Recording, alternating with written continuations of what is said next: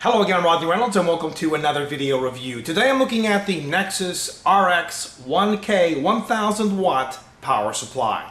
What's included with this power supply is the modular leads, 4 screws for mounting the power supply in the case, and the power cord. The Nexus RX line of power supplies are currently available in 2 wattages, 850 and 1000. I'll be reviewing the 1000 watt model. Now, how is this wattage determined? Well, to understand that, you need to know what rails are. Rails are basically well-regulated transformers which convert domestic current into the voltages that your computer system can use. And there are essentially 2 different rails, the 3.3/5 volt rail and the 12 volt rail.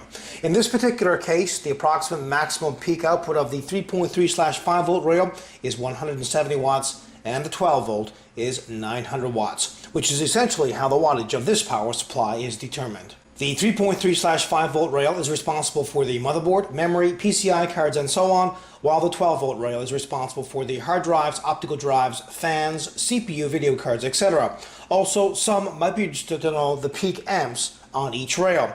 Well, the plus 3.3 volt is 24 amps and the plus 5 volt is 30 amps. There's also a single plus 12 volt rail which is 75 amps.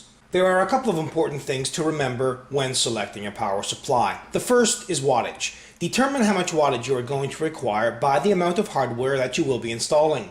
Generally speaking, a medium to high-end gaming rig would require a 500 to 700 watt power supply. For a hardcore system, select a power supply that's around 800 watts. If, however, you are building an extreme gaming rig with the top-of-the-line multiple video card setup with lots of other hardware, select a power supply that's 1000 watts or greater. Second, it should be at or above 80% efficient at typical load. The efficiency of this power supply is rated above 80% at all loads. Third, it should meet the latest ATX and other current standards, environmental directives, overvoltage, undervoltage, and other protections. This power supply meets all current standards. Fourth, I'd recommend choosing a power supply that has APFC. APFC, or active power factor correction, is something that assists the power supply in being more efficient and therefore stable under load. APFC basically reduces total harmonics, corrects input voltage, and allows for full input voltage range. Thankfully, this power supply has APFC. Fifth, there are 3 main certifications, 80+, NVIDIA SLI, and ATI Crossfire. Many of today's high-end power supplies meet one or more of these certifications. I didn't get confirmation back from Nexus on the certifications for this power supply, but I will annotate them later. Sixth, look for a power supply that uses Japanese capacitors. This ensures a much more reliable product than a power supply with low-grade capacitors.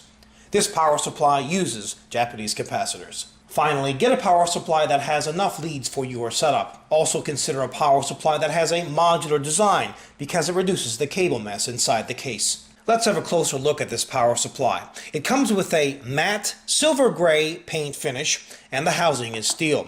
They include a temperature controlled, quiet, 135mm fan, so the hotter the inside of the power supply gets, the faster the fan spins. The 135mm fan and the honeycomb ventilation ensures maximum cooling, so the power supply should remain cool in almost any environment. Here's the power cord connection and the power switch. This power supply has lots of leads. The 24-pin, 8-pin, as well as the 4-pin motherboard leads, and a couple of the PCI Express leads are hardwired into the power supply and can't be removed. But the remaining are modular leads.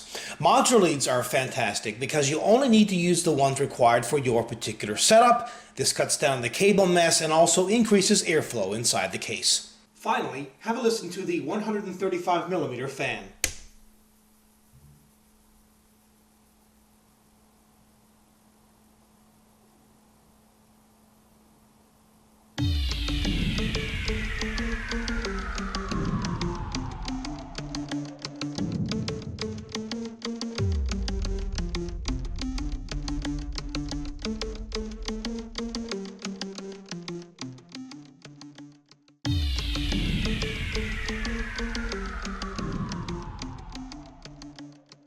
If you're in the market for a high wattage power supply with a single plus 12 volt rail that has a very quiet 135mm fan, well, this might be the product for you.